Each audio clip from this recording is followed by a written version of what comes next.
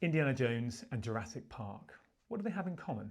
Well, they're two of the largest movie franchises of all time, and of course, they're both, at least the initial ones, directed by Steven Spielberg.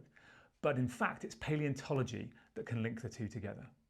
Now, around 100 years ago, an adventurous paleontologist called Roy Chapman Andrews from the USA set out on what he referred to as the Central Asiatic expeditions, funded by the American Museum of Natural History and going to a part of the world little known at that point to science. They set out using the latest technology, a fleet of Dodge automobiles from Peking, and drove all the way to Mongolia's Gobi Desert. Now, when they got there, the sites they visited are now legendary, with names like Orok and the Flaming Cliffs.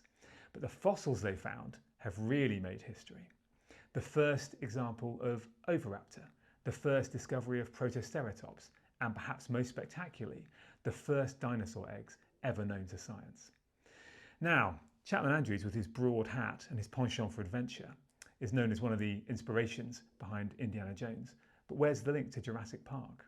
Well, they made a discovery late in the expedition that was later described by one of Andrews' colleagues, a crushed skull that would become the first known example of Velociraptor mongoliensis, the speedy plunderer of Mongolia.